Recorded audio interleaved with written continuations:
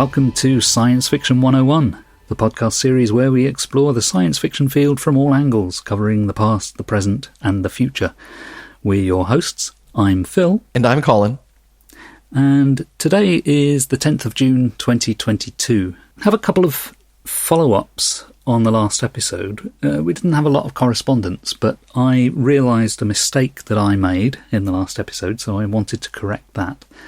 And then there was a little bit of discussion on a Facebook group, which I'd just like to report here. And I said last time that the author Zen Cho was Malaysian-American.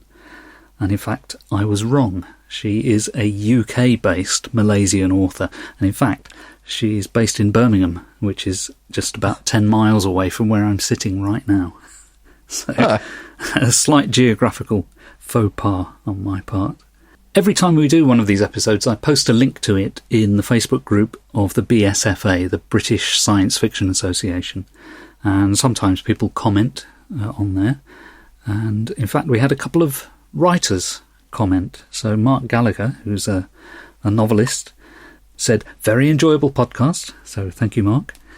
And Alan Stroud, who is also a writer, but an academic as well. He made some comments on there about various other ways that people talk about canon. Do you remember last time we were talking about the canon of science fiction and why there isn't one? Yes. He spoke a little bit about other uses of canon. So, you know, when we're talking about something like Star Trek, people will say, that occurred in one of the novels, but it wasn't in the TV series, so that's not canon. You know, that kind of use of the word. Anyway, Alan kindly provided links to some of his own research papers that discuss related ideas, such as the so-called megatext. Is that something you've heard of, Colin, the megatext, science fiction megatext? No. In brief, it's the idea that all of the collected works of the genre build upon each other.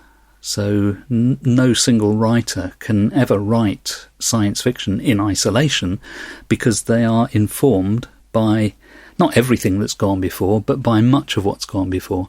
And for the reader, it's the same thing. You don't come, or very few people come to a science fiction text completely cold. They usually have some prior knowledge of the genre, which kind of shapes their reading of the text.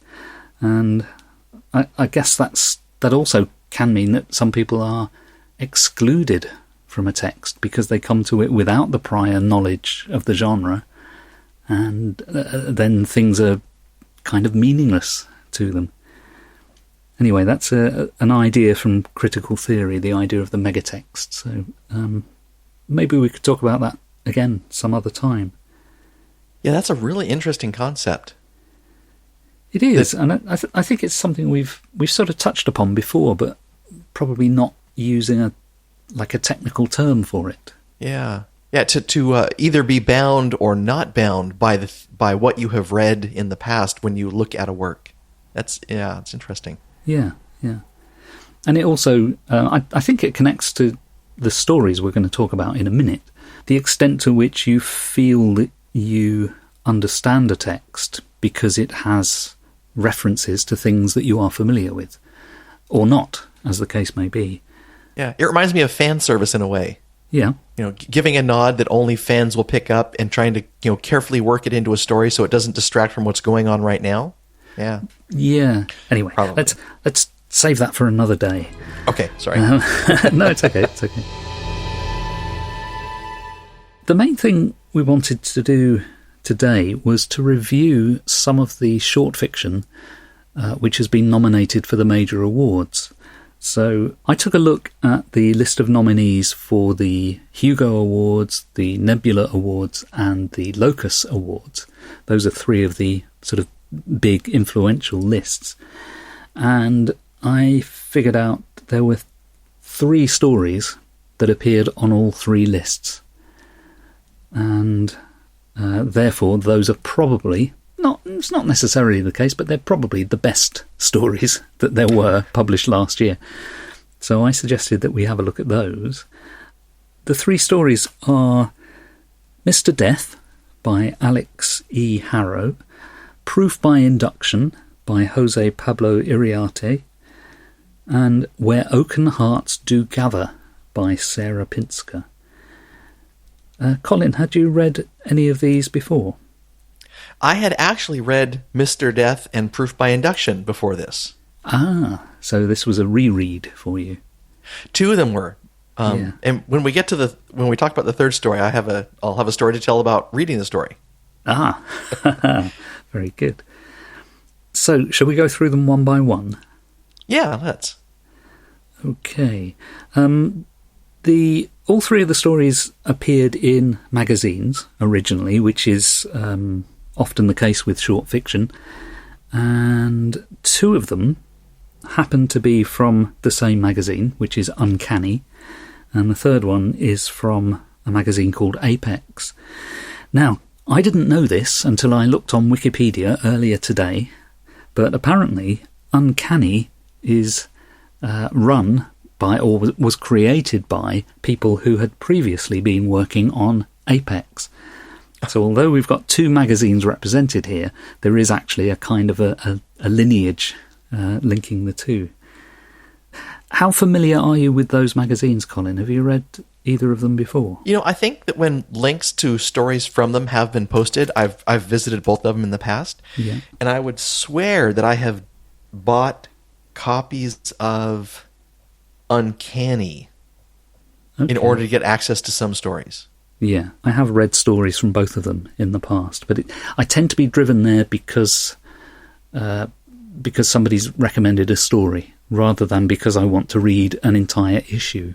Mm-hmm. So let's get started with the first one then. Mr. Death by Alex E. Harrow. This is the one that was published in Apex magazine. Apex has been running since about 2005, and Alex E. Harrow is an American author based in Kentucky, I believe. Alex won a 2019 Hugo for a short story, which was called A Witch's Guide to Escape, a practical compendium of portal fantasies, and has been nominated or shortlisted for Hugos and Locus Awards virtually every year since then. Colin, would you like to summarise the plot of Mr. Death? Mr. Death tends to be a little more fantastic than scientific because it's dealing with the afterlife. And the main character in the story is, I guess you'd call them an escort. Their job is to meet people after they die and to escort them across the river of death, and then help them transition into the great universal love which exists for everybody after you die. He's been an escort for a number of years, and he is presented with one of the more challenging cases he has ever had, which is the death of a young child. And the story is about how he deals with that. And we learn a lot about the child and about our main character's history. And there's an interesting resolution in the end. I have to say, I was surprised. I almost missed that because it's kind of in the last sentence. I think I wasn't concentrating enough. I think the story ended and I thought, oh, well, what happened there then? But then I just had to go back a couple of pages and compare two pieces of information that were in the story. And, I get it. So, and I don't really want to spoil the story for anyone who hasn't read it. Normally I don't care about spoilers, but I don't know. I think there's a kind of reward for the reader at the end. Oh, definitely. Definitely. Yeah. I've mentioned this in the past. I tend to read very subjectively. I inject myself into the story, and I try to imagine myself in those situations and feel what the characters are going through. And the journey for this particular character is very meaningful to me because he is a father. He was a father before he died. Yeah. And imagining what he went through and what he is currently going through was very challenging at times. What really makes the story powerful is that we've got the heart-wrenching story of the child whose death he has to kind of supervise. We've got his account of his own death, and then, of course, there's his own personal backstory, which relates to, and I don't think this is a spoiler, the fact that his own son died at an early age.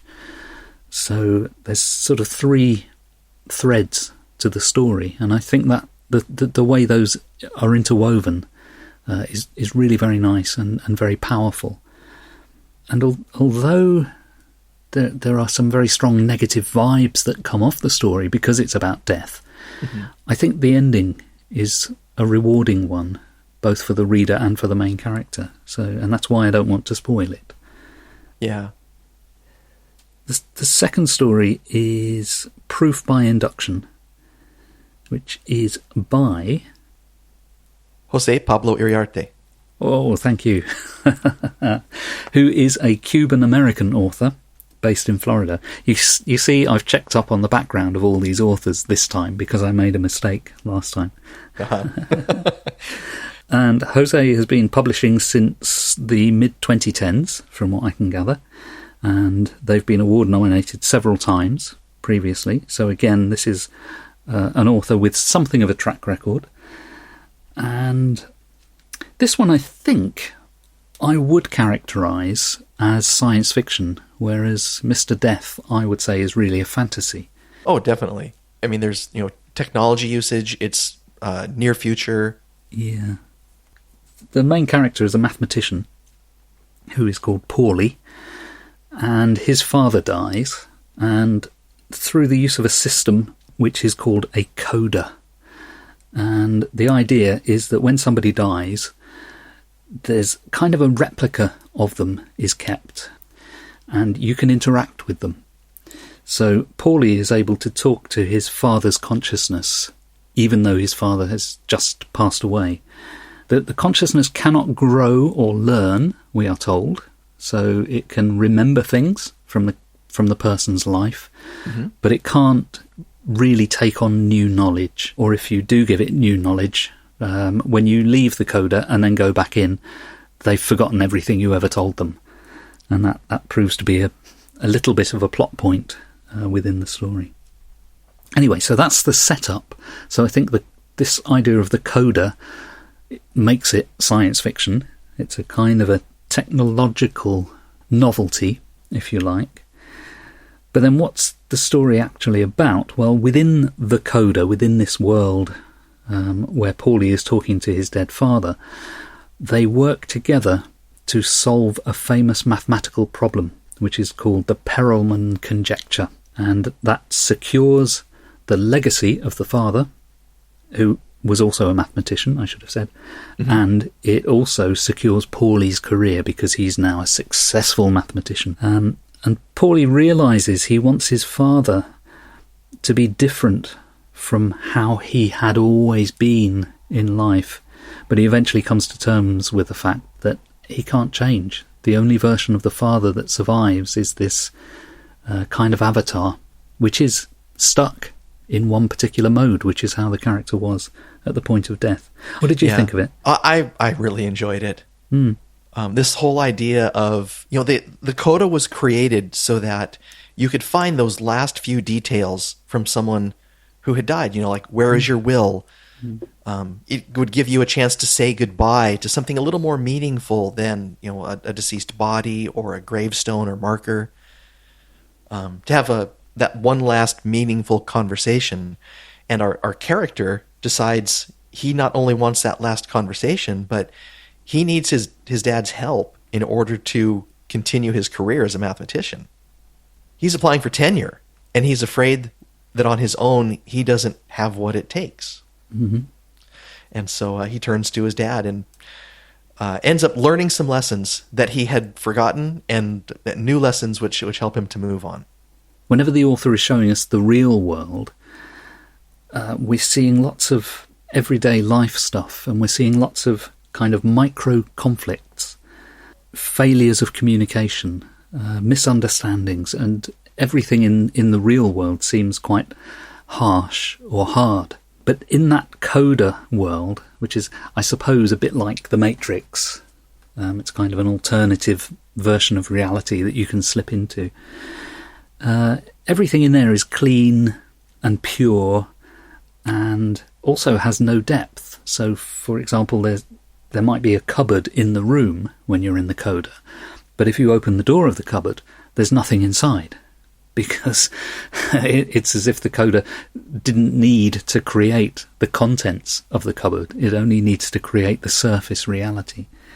But also, you can't take anything in or out. So the mathematician going into the coder to talk to his father, he can't make any notes that he can bring out with him. So anything that they work out mathematically, he has to memorize.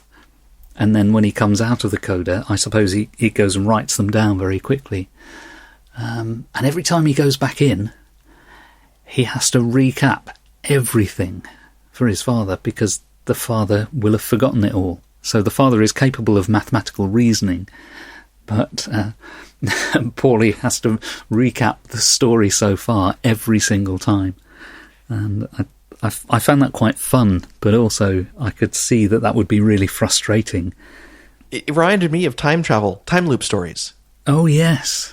A lot of times in the stories, one character, the protagonist, will carry the concept of what's really happening from loop to loop to loop. Yes. And whether you're talking about the story All You Need Is Kill, which was adapted into Tomorrow Never Dies, or the Stargate episode where when the Stargate opens, the loop starts over again and they're trying to decode these things. And yeah, there's always a protagonist carrying that idea forward in every single loop. And you have to try and get to a point where you can do meaningful work to find out what's going on as quickly as possible, because your time is so short every time. Yeah, absolutely. And there is a kind of a ticking clock in this story as well, because he can't spend very much time in the coder. I don't think it's ever specifically stated how long he can be in there, but it always feels as if he's got a limited time and he then has to come back out to the real world. Right. I think that limitation is set by how much he thinks he will remember from the conversations. Yeah, I think you're right. Yes, that's right. And when you think about mathematicians or scientists or engineers, you want to imagine, I imagine them with great big chalkboards or whiteboards or large tables full of papers that are all covered and stacked. Yeah. They do this work using the whiteboard in the patient room for his father, because that's the setting every time he goes into the coda. Yeah. It's inside of his father's hospital room where his father has just passed away. In fact, when he asks his father, what is the last thing you remember? He's like, lots of pain and not being able to breathe. Yeah. And that happens every time he goes in. I think when I was reading this story, at first I found it felt a bit sterile, because it seemed to be about the mathematical proof. And my initial reaction is, this is hard science fiction. This is for people who aren't really interested in character, but they're interested in some technical problem that needs to be solved. But I realised after a while that no, that's in a way that's the means to the end of the story. It's not really about the mathematical proof, although the mathematical proof, from my knowledge of mathematics, it's making some wise moves, but it's not expecting you as the reader to necessarily understand the mathematical arguments that are being toyed with. And so it's not as sterile as it at first appeared. By the end of it, I was absolutely absorbed by these characters and realised it is actually a character story more than anything else.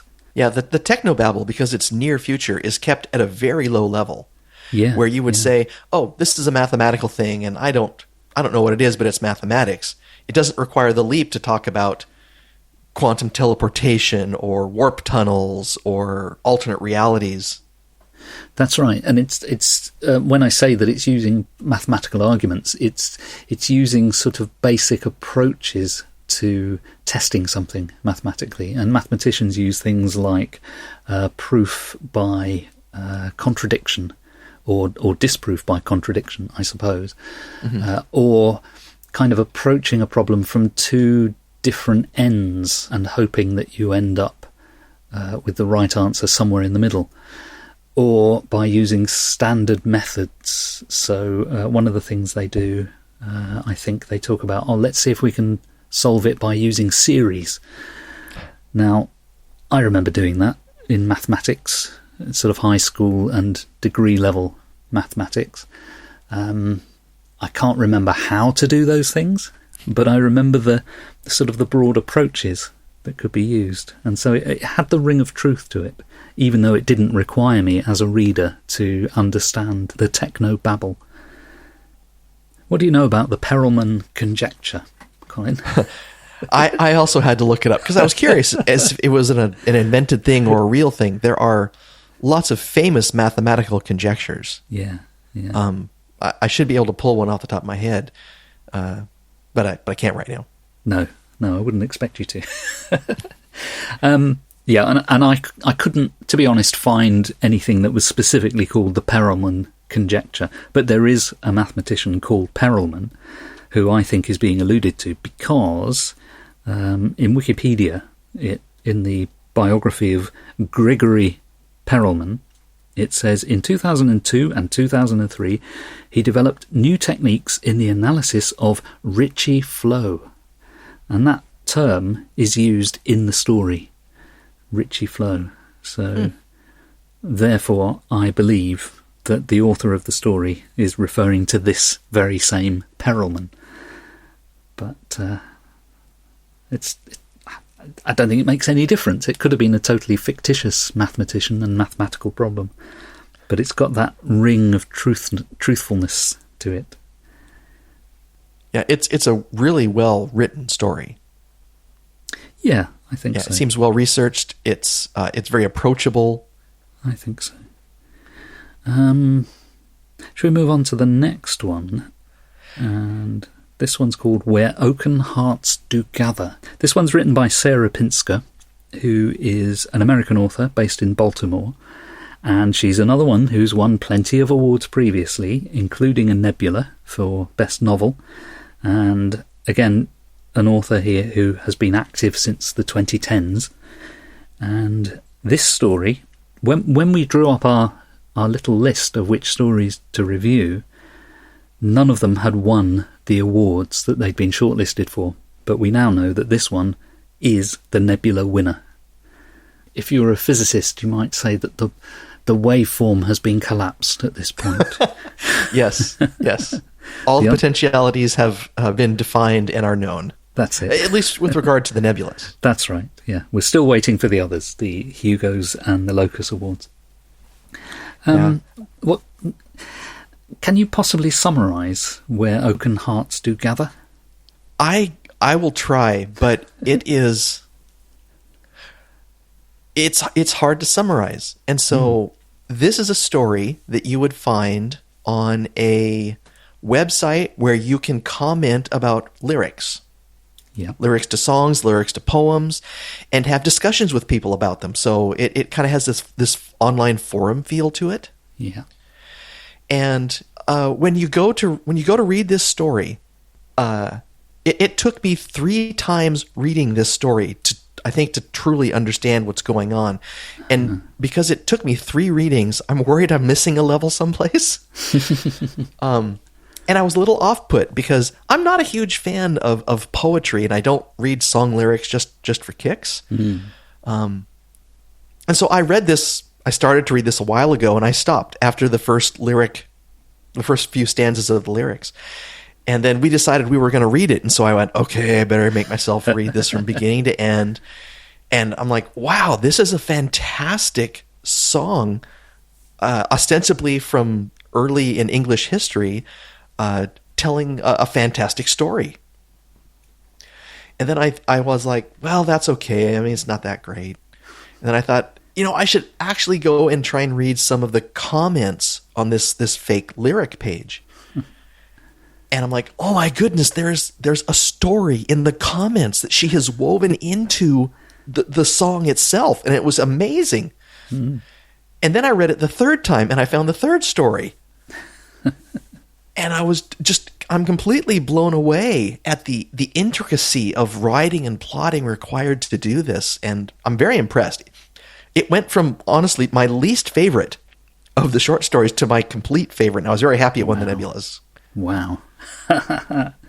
That's very interesting. I had a similar kind of reaction, but mine was augmented by a kind of a technological thing, and that is that I decided that I wanted to read these stories on my Kindle, and for this one I couldn't find an easily downloadable version of it, so I simply copied and pasted all of the text into a PDF document and then put it on my Kindle. And then when I went to read it, I saw that there were all these hyperlinks within the text and footnotes, numbered footnotes. This was before I was actually reading the story. I was just looking at how it looked on the page, and I was thinking, oh, there are links here. These obviously are not going to be clickable links in this form. So I thought, well, in that case, I better read it on my laptop. So I went to my laptop and looked at it and pointed my mouse at what I thought were links. And of course, they're not links. It's simply presented as if they are links.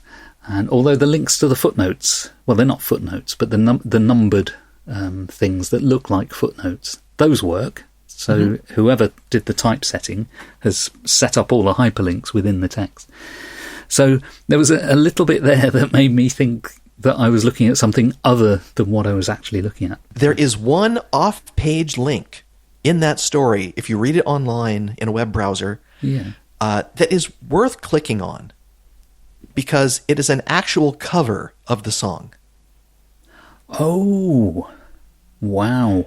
So I missed that. I hovered over a lot of those links, but I didn't find any that took me anywhere other than somewhere else within the story. Yeah, part of the story is, so there's the song itself, and then there's the analysis of the song, and part of that is its history. So they're trying to say it was probably invented about this time, and like a lot of English folk songs, that seem fantastic. It's probably based on an actual event, and they're trying to talk about the event. And then they talk about the history of the song, the different people that have translated it into modern English, and recent people who have covered it, which included Dolly Parton. And there's this whole list of covers, and one of those covers is an actual link to YouTube. Ah, great. I'm going to have to go back and look at that, because I totally missed that. Yeah. That's really good. A friend of mine in a work-related forum that I spend time in is an Irish folk musician. Mm-hmm. He has 7 or 8 stringed instruments. He has some wind instruments. He is learning how to play drums in that style. And he really enjoys science fiction. And so I forwarded him this story in the vain hope that he would record his own cover of it using his instruments, because he'll do that. He'll do a multi-track recording and mix it and balance it. And wow, that would be good. Yeah. I think it was a good, how do I describe this? Because it challenged me in the way that I approach what I read. It now makes me want to go read other things to see what I've been missing, or to see how I can look at it in different ways than I might have in the past. Right, yeah. I wonder, presumably you read this on a computer screen, did you? I did. Yeah, and I did too, in the end. I wonder if this story was in a book or in a printed magazine, I wonder whether we would more quickly have grasped what it was doing. I don't know. Because I think because it's on a computer screen and it is behaving as if it is a web page, that you kind of approach it as if you are reading a web page.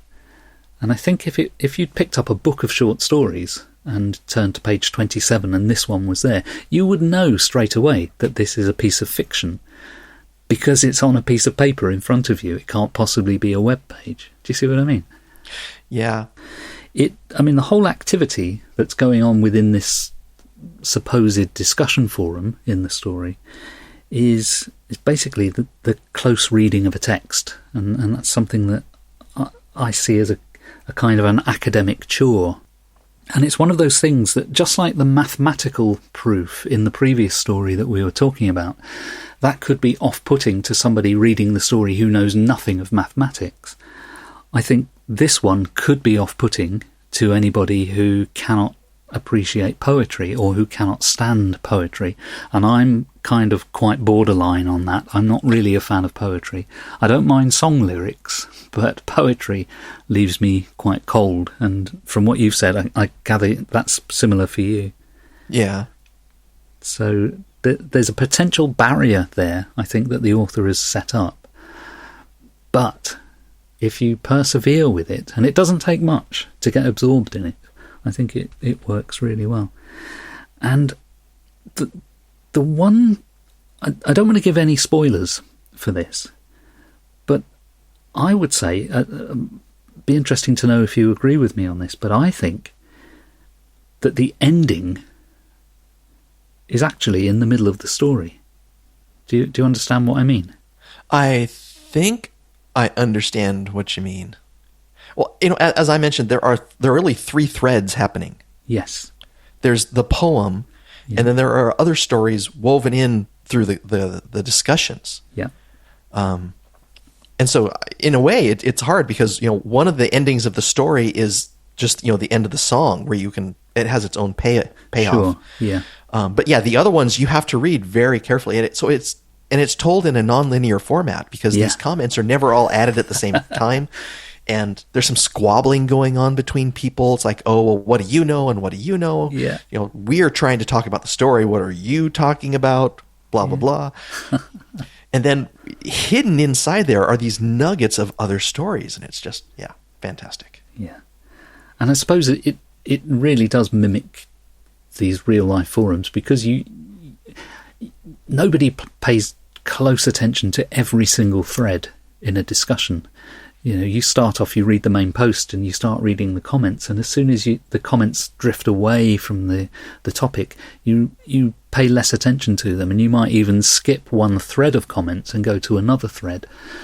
And this one is so well constructed that it mimics that, but it doesn't throw you out, whereas a real forum could seriously risk doing that.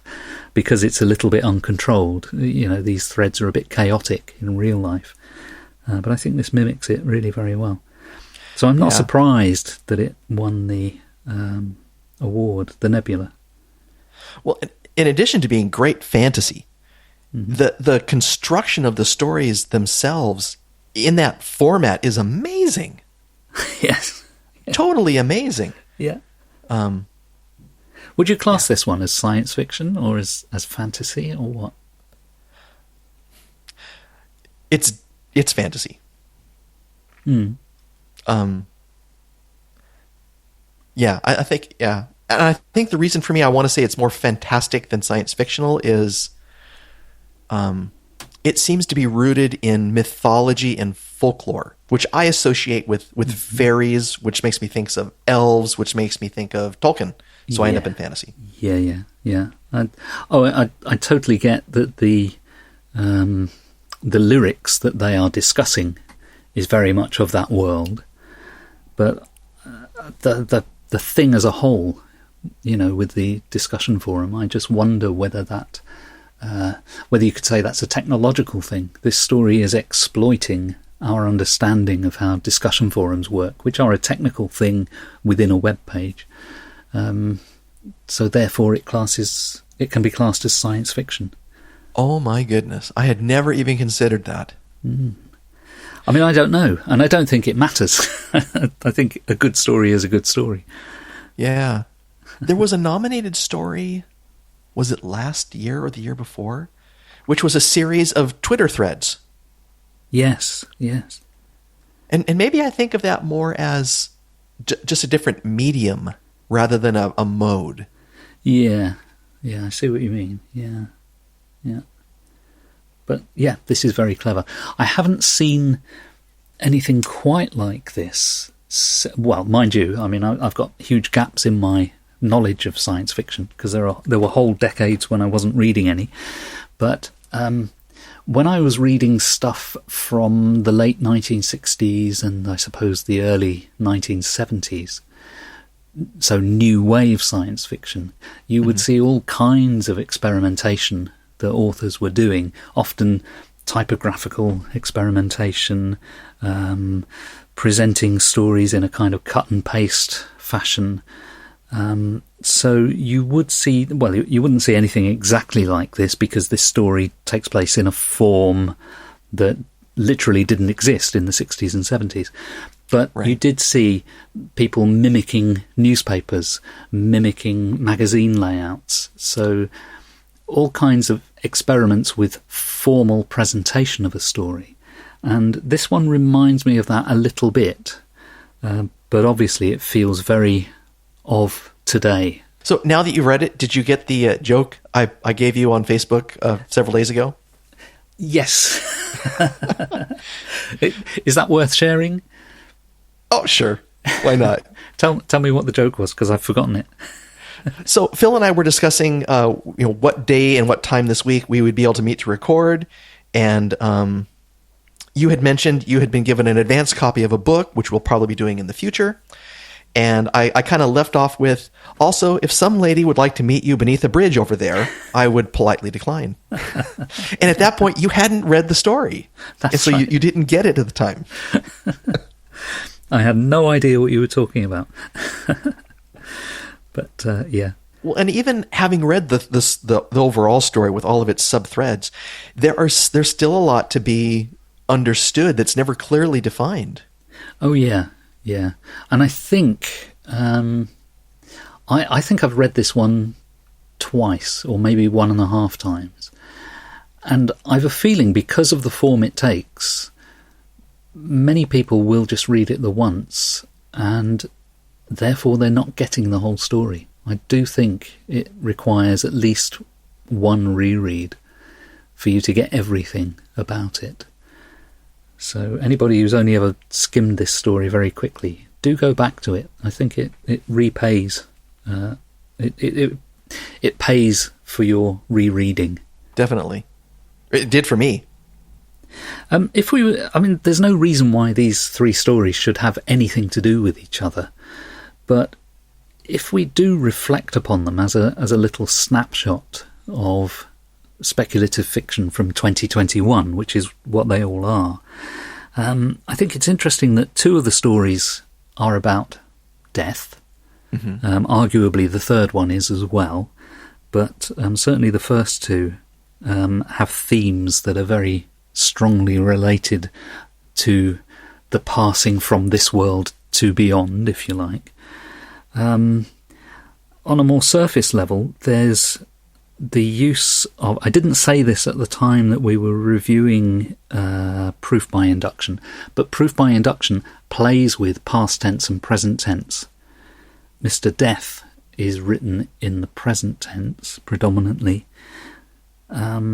Proof by induction sort of does things in a way that you might not expect, because the part of the story that's written in the past tense you might think should be written in the present, and vice versa.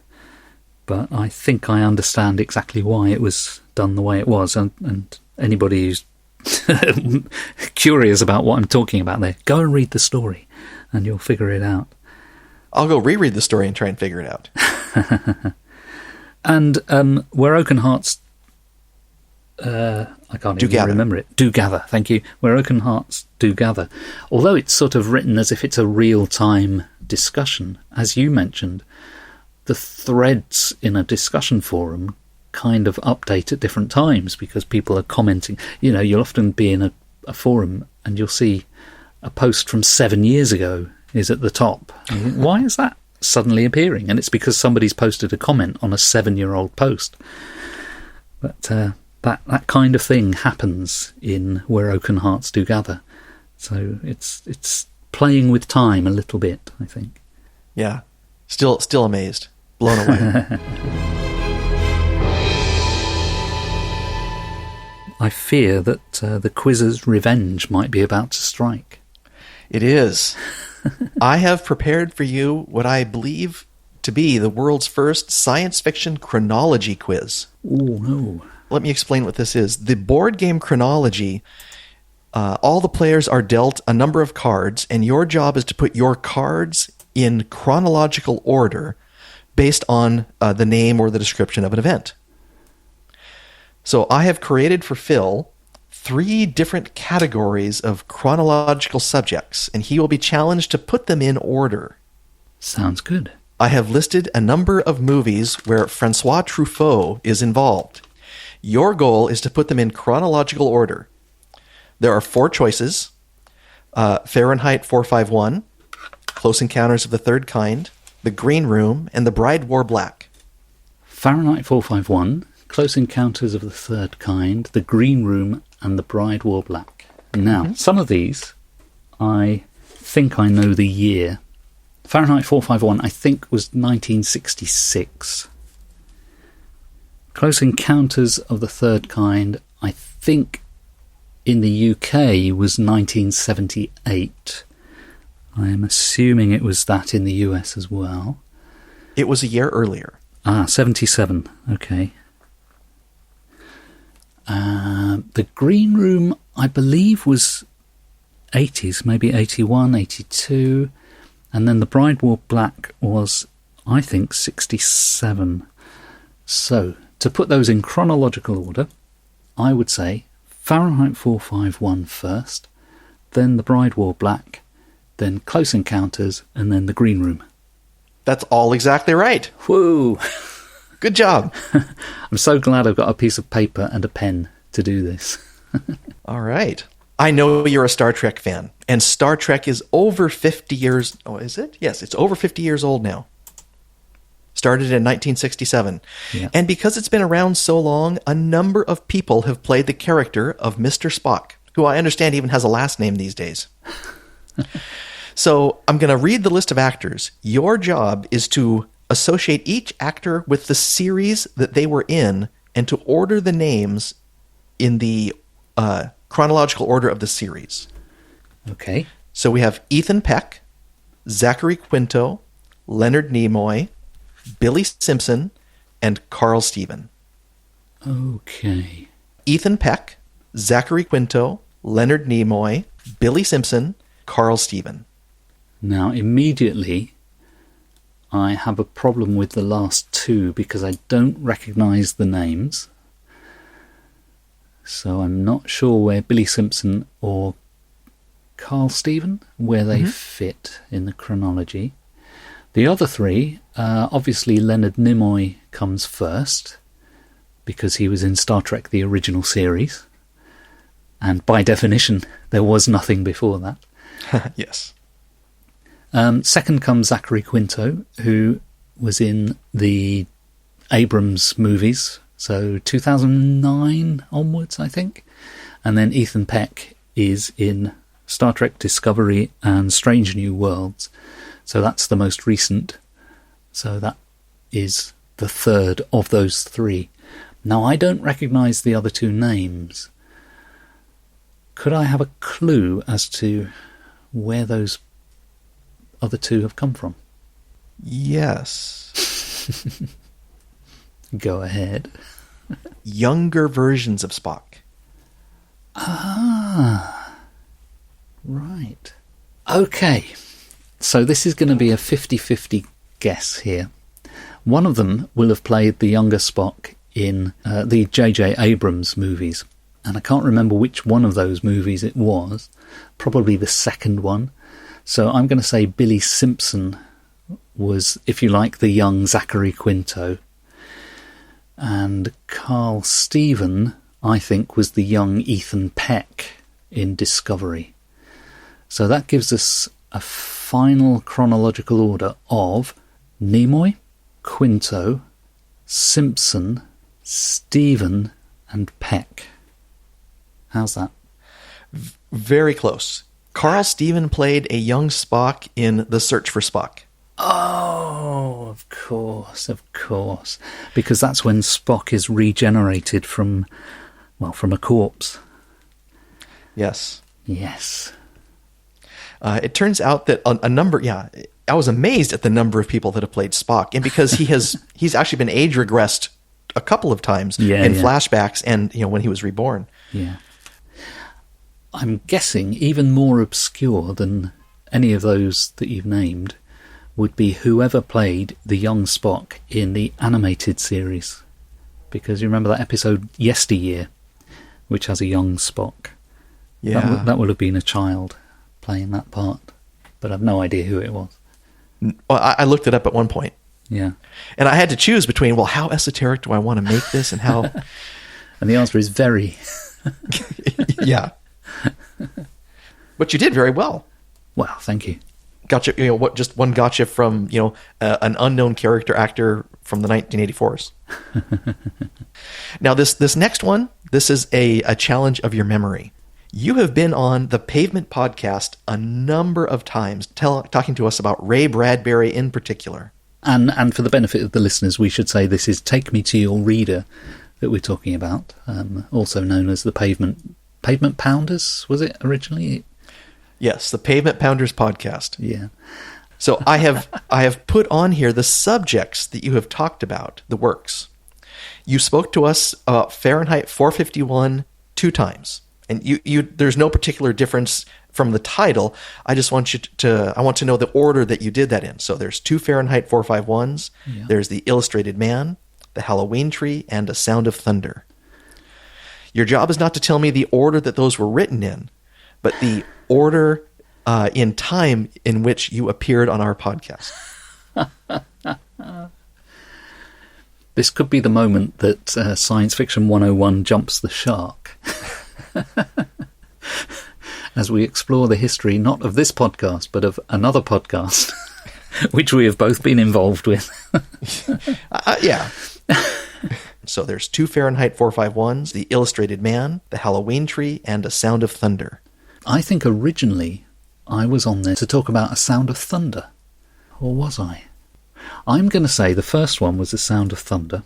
The second one, I'm going to guess, was Fahrenheit 451 1966.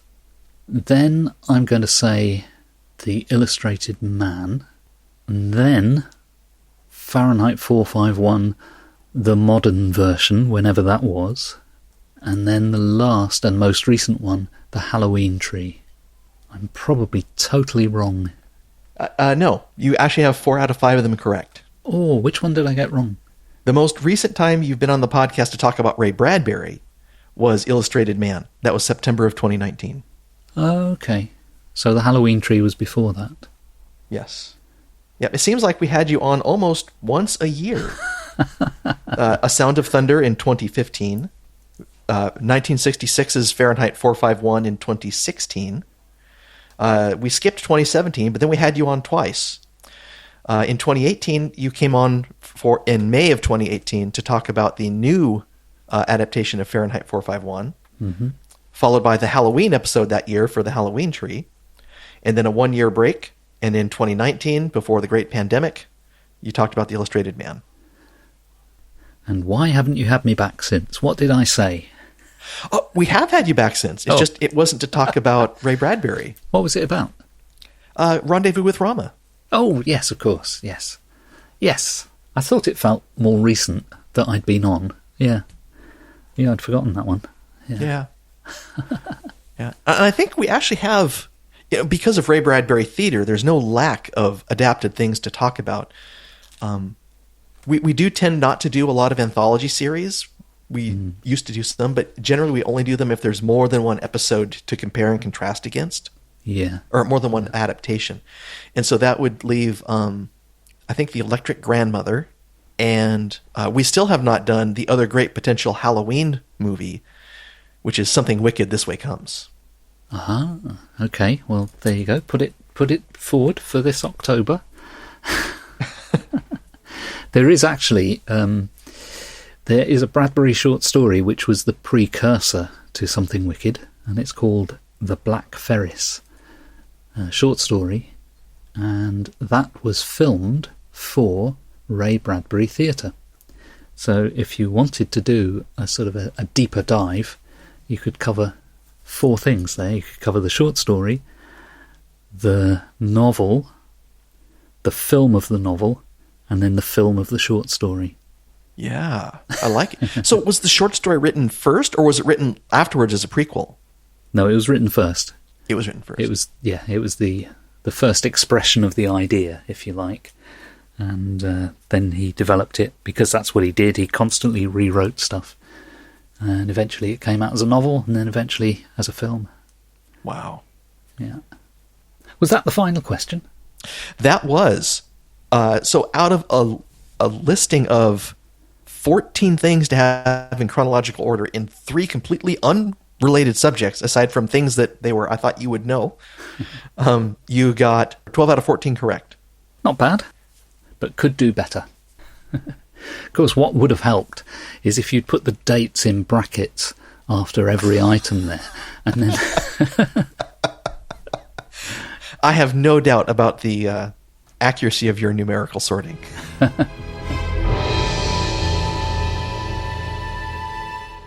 Shall we do a quick run-through of past, present and future stuff? Yes.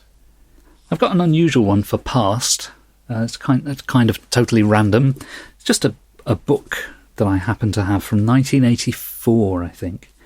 I just happened to dip into it earlier this week. I'd kind of forgotten that I had it. It's a book called Byron Haskin, interviewed by Joe Adamson, and it's published by the Directors Guild of America Oral History Programme. That's from 1984. Do you know who Byron Haskin is? The name is vaguely familiar, but I can't seem to associate it with anything else aside from I think I should know that name. Right. He directed a number of famous science fiction films, such as War of the Worlds for George Pell, and Robinson Crusoe on Mars, and he also directed several episodes of the original Outer Limits TV series. Now, he was born in 1899, so he is as old as cinema itself, although he's no longer with us. I can't remember when he died, but he's no longer with us. And he died in 1984, actually, which was the year this book was published, so that's probably why it was published. What they did for this book, they literally interviewed Byron Haskin endlessly about his career and then transcribed it. So it is presented as one long interview, and it's about 300 pages. And it's very anecdotal, as interview stuff tends to be. But what I like about oral history interviews is that they tend to go into a bit more depth than, say, a journalist interviewing somebody, because the whole idea of an oral history is to get as much detail out of a person as you can. So there's a bit where he talks about the War of the Worlds. Probably the most interesting thing to discover there, that it was his idea to set the War of the Worlds in the present day. So obviously it was adapted from an H.G. Wells book from the 19th century, but it was Haskin's idea to update it and to set it in the modern world. And there's a little bit a few pages where he talks about Robinson Crusoe on Mars. And again, that's some interesting little snippets that I'd not seen anywhere else. For example, he says the script for Robinson Crusoe on Mars was bought in England, even though it was made as an American film, bought in England as a treatment by Ib Melchior. But here's how Byron Haskin describes the original treatment for Robinson Crusoe on Mars. He says, dancing girls on Mars, practically, that type of thing. It had the theme of Robinson Crusoe, a man marooned in a hostile environment. The Crusoe figure on Mars encountered more monsters than there ever existed in science fiction, including man-eating fish. Behind every rock there was Spider-Man or Wolfman, just a conglomeration of crap from all the monster films ever made. Wow. Now, if you've seen Robinson Crusoe on Mars, it's actually quite a good retelling of Robinson Crusoe. But clearly that is not what the original treatment was. He said to the producer, and this is a quote, "This is a real piece of dreck. Anything like this in this day and age wouldn't make the Saturday kids' matinees." Oh, wow. So now, obviously, it's very self-serving because it's somebody being interviewed about their career, so they're going to, big up everything they ever did, and they're going to downplay everything anybody else did. But it's quite a fun read. And Byron Haskin was also involved in the original pilot of Star Trek, because he was brought in as a kind of visual effects consultant. Huh. And not many people know that. So, yeah. So, a quirky little book. Well, I say little book, 300 pages. It's a hardback book. Byron Haskin, interviewed by Joe Adamson. That's one of the gems from my shelf. Wow. We live in an interesting time where people that were influential creating the science fiction movies of my time are beginning to die due to age and other problems. Yeah. So recently we lost the man that invented the X-Wing from Star Wars.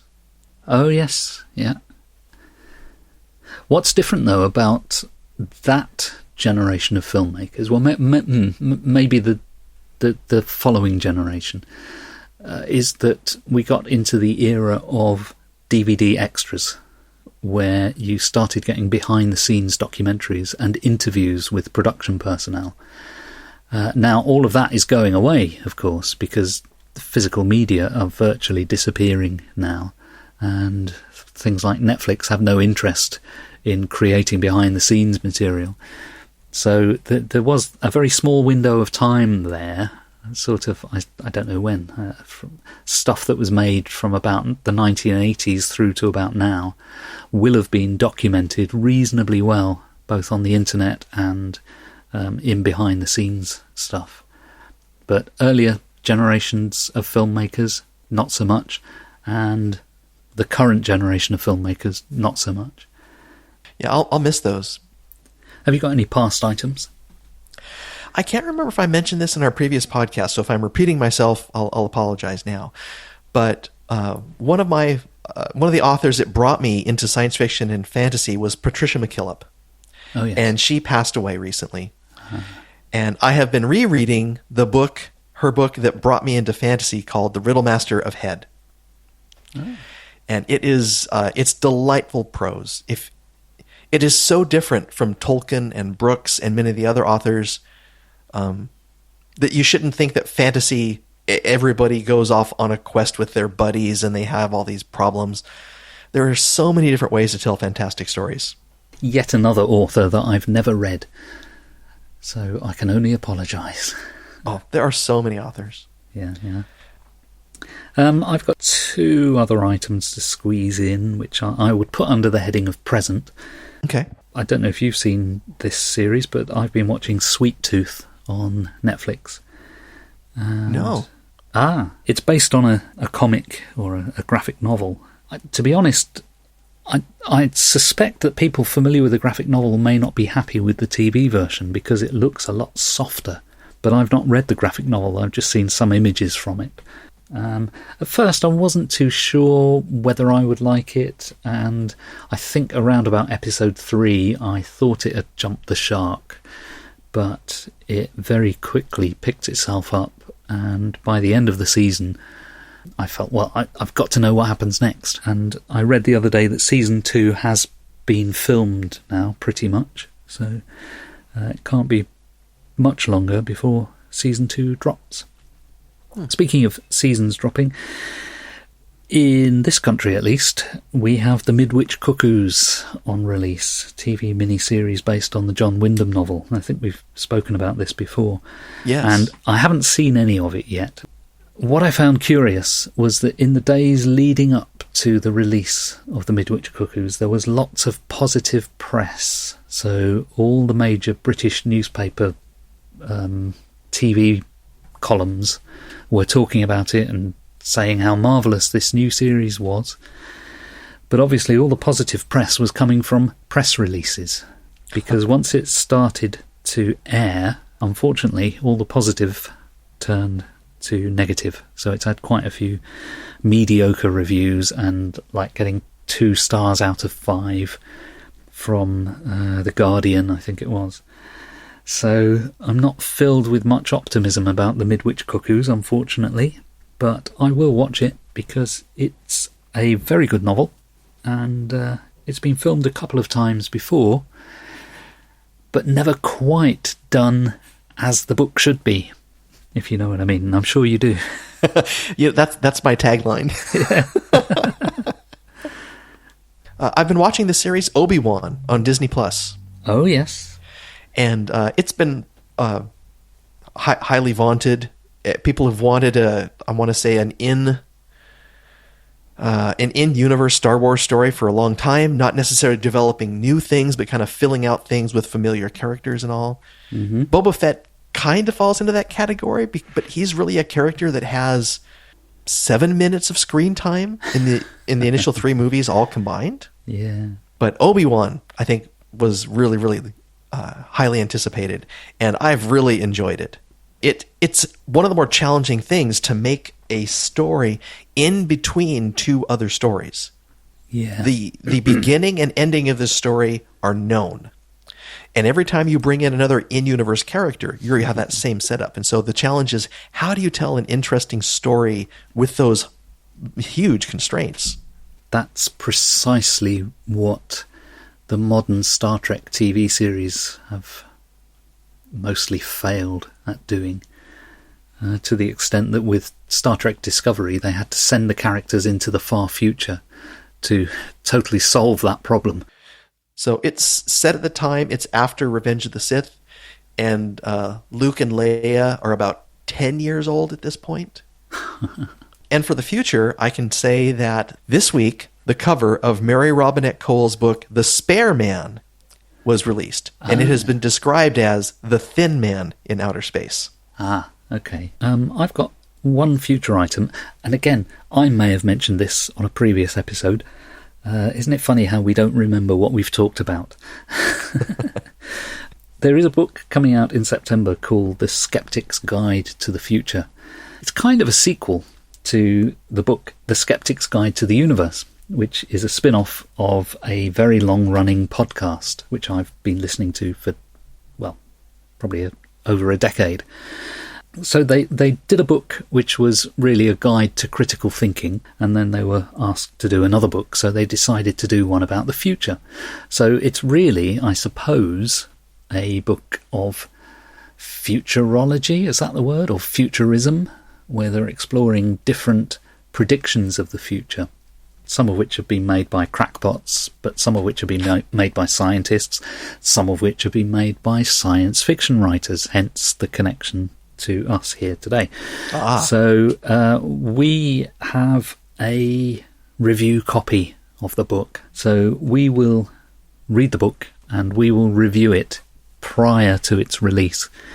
And I'm quite looking forward to it. I haven't read much futurism in recent years, but when I first got into science fiction literature, which was sort of late 70s, early 80s, there was quite a strong thread of people tying science fiction to predictions of the future.